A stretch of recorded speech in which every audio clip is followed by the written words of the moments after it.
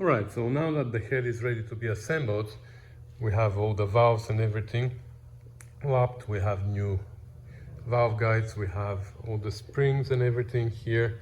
We only need a tool so we can compress the spring, and that's at home. So in this case, we can start assembling the engine. And to assemble the engine, we have some preparation. First of all, I want to install all the freeze plugs. We have a new set here. And then we're gonna chase all the threads everywhere, and then we're gonna blow it nicely. Actually, before we install the plugs, we're gonna blow here. We're gonna flip it upside down, so whatever debris we have, they can come out through these holes. Then we're gonna install the freeze plugs. Then we're gonna chase all the threads. Then we're gonna blow again all the oil passages. I'll show you where we have oil passages and everything. So we have quite a bit of preparation before we start actually assembling.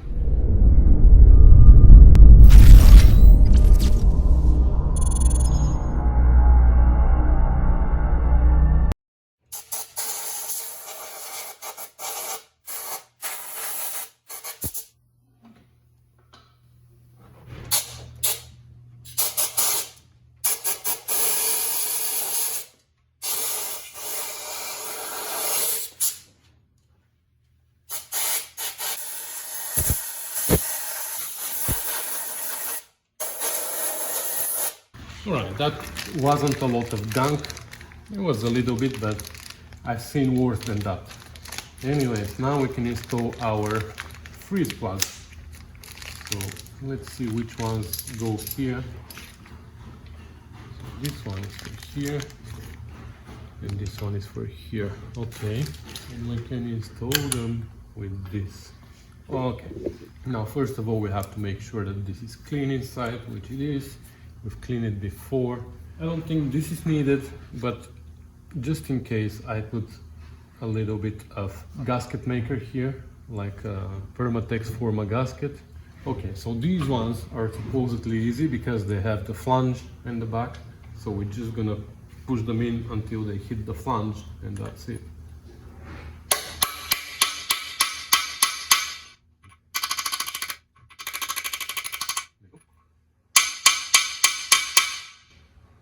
I think I need a bigger hammer. And for once, I'm actually being serious saying that. So I'm using this socket so I can only push sides, not the center.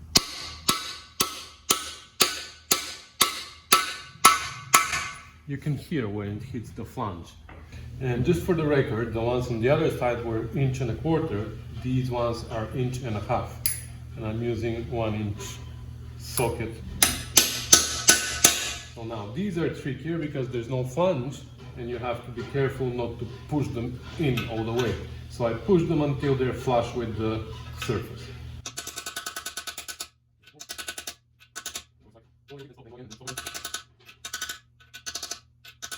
There is a special tool for that has a rim here around, so it stops when it hits the block, but I don't think it's worth buying a tool for this, unless you're doing it like 10 times a day.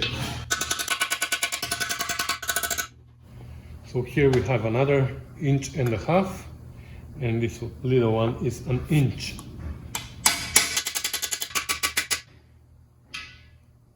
And there's 2 more in the back. So this one looks like 1.25 inches. And now there's one more here in the end of the camshaft, but this one we're gonna install when we have the engine off the stand, when we're installing the flywheel and stuff. So for now, we're just gonna leave it. And what we are left with, we have here, we have one really special one, 1 41/64, and another 1.25 inches. These are for the head. So we're gonna do these later. All right, next we're gonna take a tap and we're gonna start chasing all threaded hose all over the engine, so we don't have troubles with them later.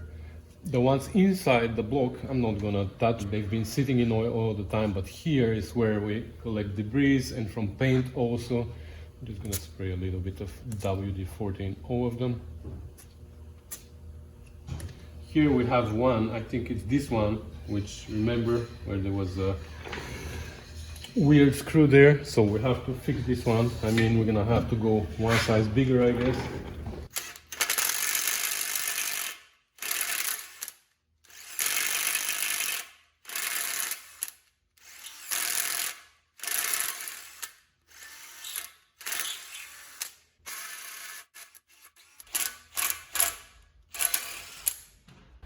This is actually pretty deep hole, so I think that if we use a long enough screw, we might stay with the same size. So this is how long normally these screws are, and yeah, it goes all the way here without grabbing any threads. But if I use a longer screw, oh yeah, I'm just gonna use a longer screw.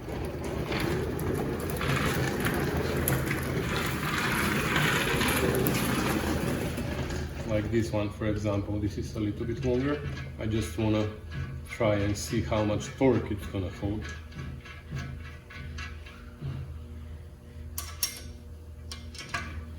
Oh yeah, that's more than enough torque.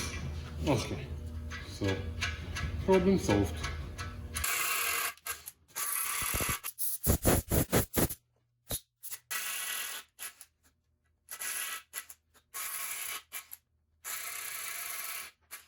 Okay, and now at the end we want to take a blowgun and blow the heck out of it. Like, we need to make sure that there's any debris anywhere, especially in the bolt holes here.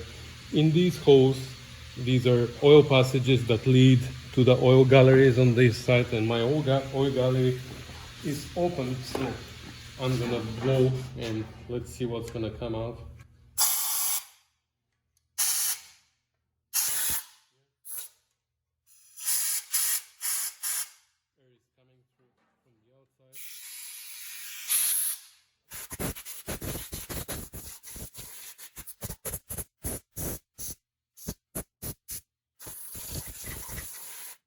And the first thing I like to install always is the camshaft. Not because it's important to be there, but because it's down deep there, and when we install the crankshaft, it's very overcrowded there and it's hard to install the cam. Now we can reach down there and pour some assembly lube on the bearing surfaces, even though there's no bearings. So on TR6 there's no cam bearings, just so you know.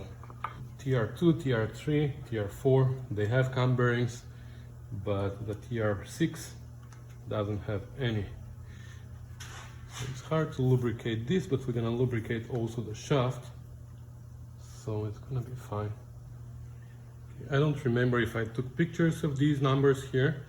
Just for the record, the camshaft is MC25225, letter C. Here it says 8831139, and then on this side it says 399, just in case we lose this information. So now let's put lube all over the place here.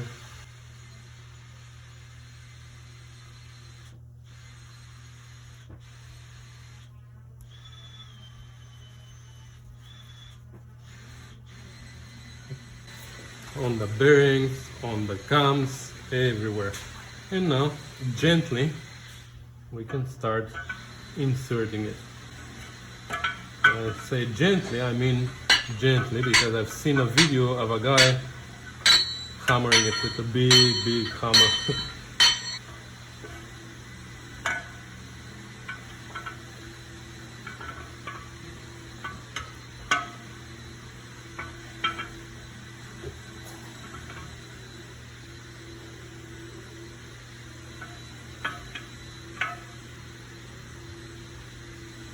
There you go. So next I want to install the crankshaft.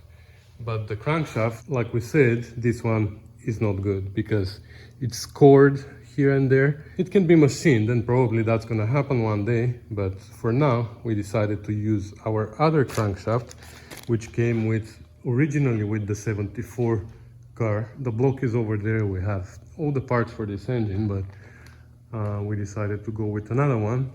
Anyways, so the crank was sitting over there for all these years after I polished it and measured it years ago, and it turned out that it has the stock measurements. It's not worn at all as after it came out of the factory. So it's been wrapped in plastic and sprayed with WD-40, so hopefully it's not rusted. All right, let's unwrap this baby.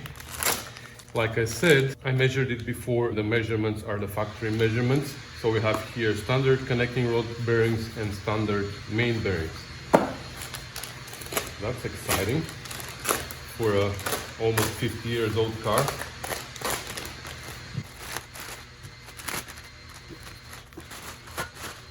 That's nice. It didn't flush rust at all because we sprayed WD-40 on it. Wow. I remember when we got the car, it was left dry and it was flush rusted everywhere. And then I polished it.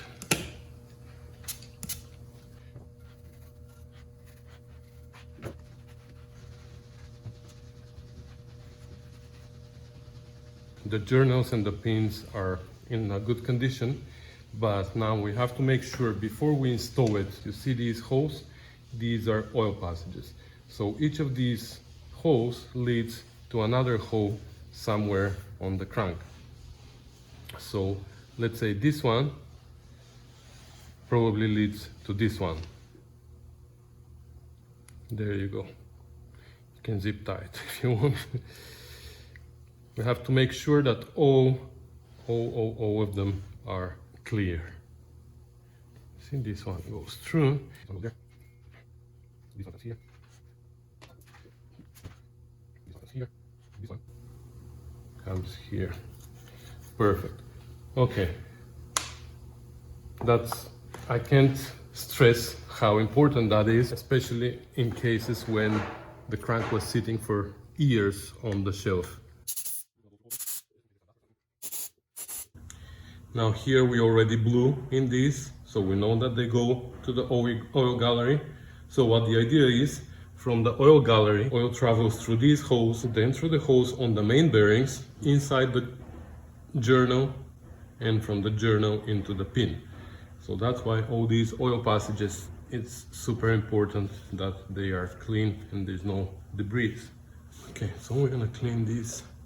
I'm gonna wipe this one more time, one last time. We're gonna leave them dry. We don't want any lubricant on the back of the bearings. So the shells have these tabs that need to match these tabs here, and once they match, the hole on the bearing with this hole is gonna match as well. See? They need to be flush here.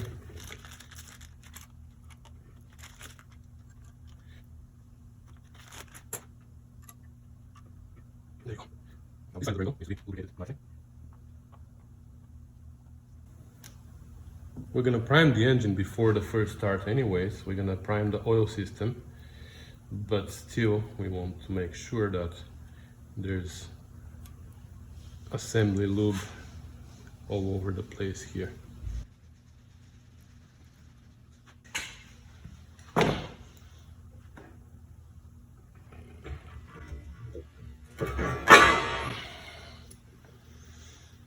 Okay, that was a little bit too harsh, I know, but believe me, with broken leg, it's not easy.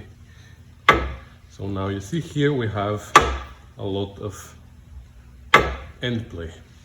That's because we need to install our thrust washers here.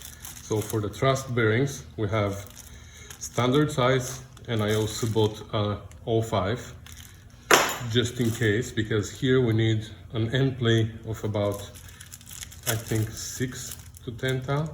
I don't remember, I have to check the manual. So we're gonna put the standard ones and we're gonna measure the end play, and we're gonna see if we need to replace them with the bigger ones.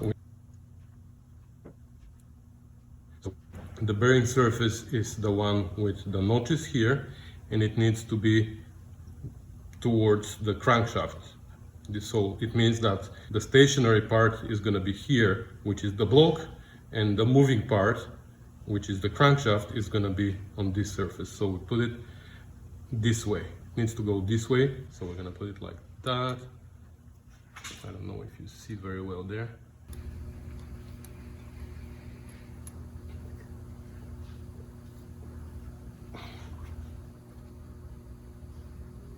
Goes all the way in.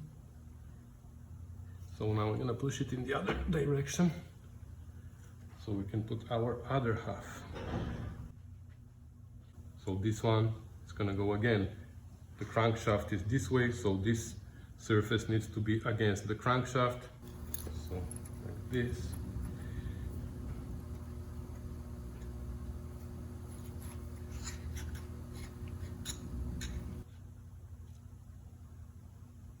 Now, I believe we can measure the end play without putting our caps, but we're gonna measure it now, just to check, and after we put our caps, we're gonna measure it again.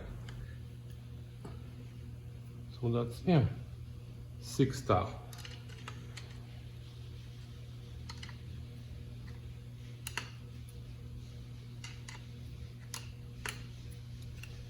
Good. 6 thou is, I believe, within the limits. Let me go and double check the manual. All right, so the end play should be between 6 and 8 thou, so we are perfect. So we're gonna put the caps on now, and we're gonna torque them, and we're gonna double check that again. So the caps also have this notch here where the tab of the bearing is going, just like that. It needs to be flush, both sides. We put lube. And as we explained before, the caps have position for each of them. They are dedicated to certain spot, and they have orientation. So here we have a number 1, and we have number 1 here, and they need to be in the same orientation, the numbers. So this one is like, I can read it from here, and I can see the number 1 here in the same orientation exactly. So that's how my cap goes.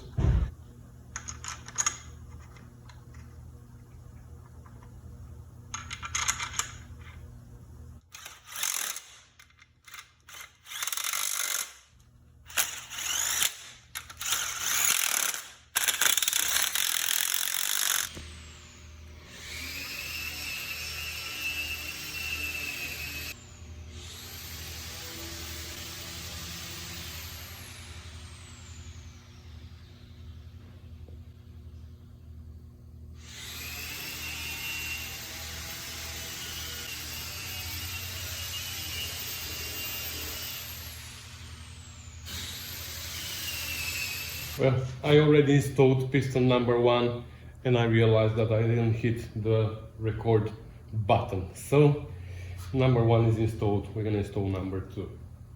So I'm gonna have to repeat everything again. The connecting rods are marked. They should have somewhere numbers. So when you take apart your engine, make sure that you have the numbers. If you don't have them, mark them so you know which connecting rod goes in which cylinder. Also, it's important that the cap and the connecting rod are a pair, because apparently they are different. So this one is marked here, number 2, and the connecting rod is marked here, number 2. Also, these pistons never came off the connecting rods, but if you took yours out and you have to put them back on, make sure that the orientation of the piston is with the arrow pointing forward, the first cylinder, and the connecting rod is with the open part. You see how it is not like a fork, it's on an angle, so the open part needs to point towards this side of the engine, which is the busy side, with the distributor, with the oil filter, with the fuel pump. This side I call the busy side of the engine. As you know, we already installed the rings here, so we just need to lubricate and stagger them. I'm gonna change the bearing, of course. Again, we have a little notch here and a little tab here on the bearing, so it needs to go like this, and make sure that they are flush here, both sides. And now we start lubricating. First of all, We're gonna lubricate the cylinder wall because that's important and that's horrible for me. I don't like it, but it needs to be done, so we can do it. My hands are small enough that fit inside the cylinder, but if yours are not, you're gonna have to figure out a different way. Oh my god, I hate this. But you need lubrication there. So the cylinder wall is done. Now we're gonna do the rings.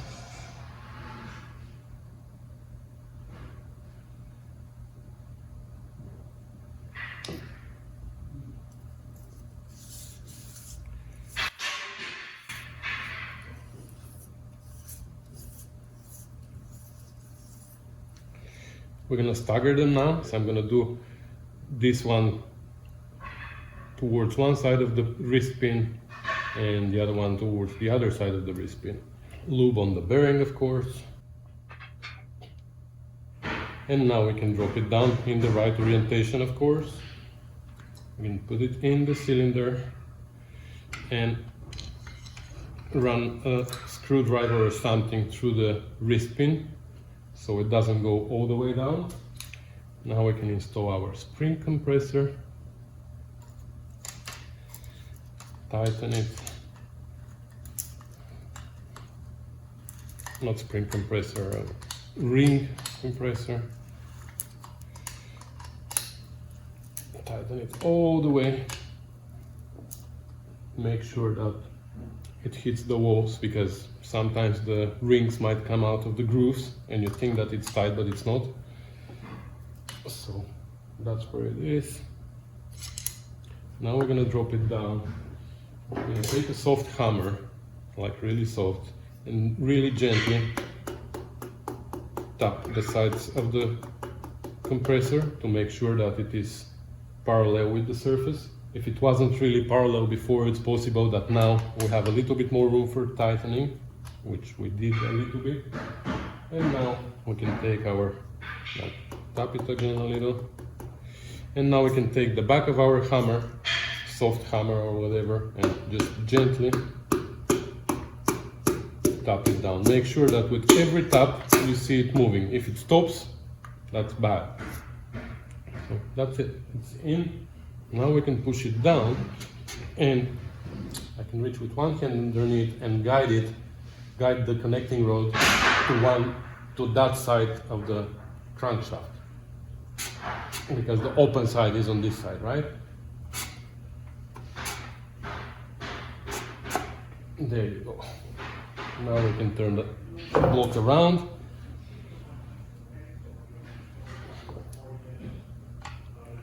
And now I can turn the crank a little bit to match them more or less. Loop on the crank as well. Change the shell on the cap as well. It also has a notch and the tab goes into the notch. Make sure that they're flush here. More lube.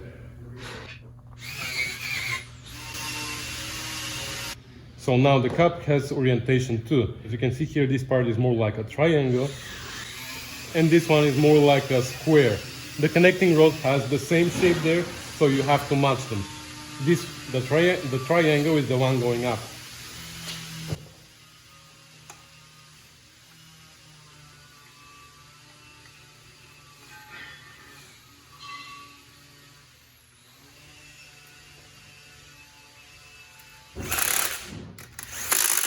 And later we're gonna torque them.